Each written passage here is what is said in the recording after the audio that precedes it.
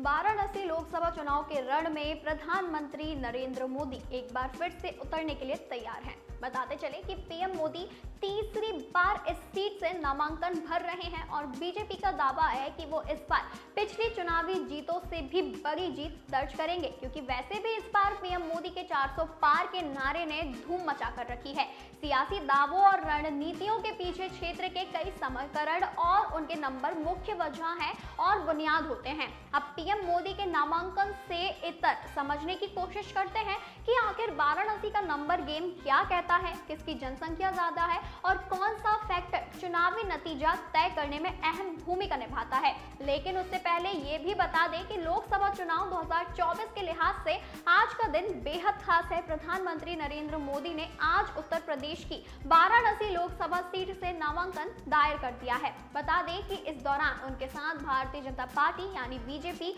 और एनडीए गठबंधन के कई नेता मौजूद रहे। प्रधानमंत्री सबसे पहले बनारस के दशाश्वमेध घाट गए और इसके बाद काल भैरव मंदिर के दर्शन किए। जिस समय पीएम मोदी वाराणसी के कलेक्टर ऑफिस में नामांकन कर रहे थे, तब गृह मंत्री अमित शाह, रक्षा मंत्री राजनाथ सिंह, चिराग पासवान, चंद्रबाबू नायडू सहित कई दिग्गज कलेक्ट्रेट परिसर में मौजूद रहे। भारत की धार्मिक राजधानी कहलाने वाली वाराणसी लोकसभा सीट 5 विधानसभा सीटों को मिलकर बनी है। वाराणसी दक्षिण शहर, वाराणसी उत्तर, वाराणसी कैंट, रोहनिया और सेवापुरी।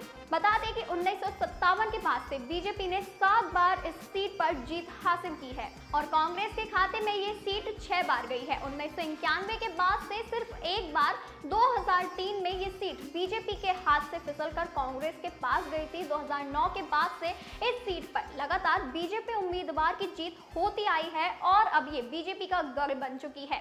वाराणसी के कुल मतदाताओं की अगर बात की जाए तो इस सीट पर कुल 19,62,000 मतदाता हैं जो प्रधानमंत्री मोदी के भविष्य का फैसला करेंगे। 19,62,948 मतदाताओं में 10,65,485 पुरुष और 8,97,328 महिलाएं हैं। वाराणसी में 135 थर्ड जेंडर मतदाता हैं। 52,174 मतदाता पहली बार अपने मताधिकार का इस्तेमाल करेंगे। वाराणसी लोकसभा सीट पर कुल आबादी का 75% शेयर हिंदू आबादी का है, वहीं 20% आबादी मुस्लिम है। बाकी बची 5% आबादी में अन्य धर्म के लोग आते हैं। अब इस सीट की 65% आबादी शहरी क्षेत्र और 35% आबादी ग्रामीण इलाकों में रहती है। कुल आबादी का 10.1% जनजाति और 7% दलित वर्ग से है। जातीय समीकरण किसी भी चुनाव में एक बड़ा फैक्टर होता है।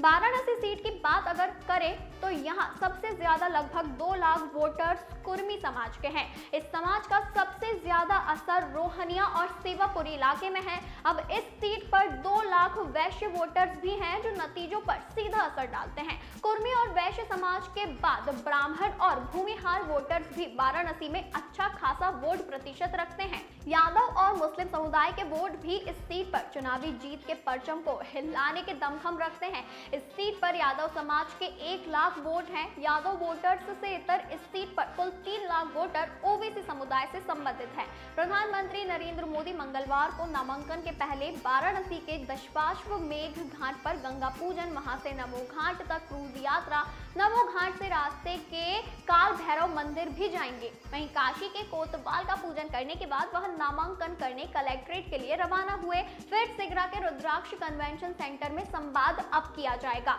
वहीं इस दौरान प्रधानमंत्री के रूट पर आम यातायात बंद रहेगा। इसी के साथ ट्रैफिक विभाग ने अलग अलग कार्यक्रमों के लिए अनुसार रूट डायवर्जन भी कर लिया है। अब आपको क्या लगता है कि इस बार भी वाराणसी लोकसभा चुनाव पीएम नरेंद्र मोदी के लिए उतना ही लकी साबित होगा जितना कि सालों से होता आ रहा है?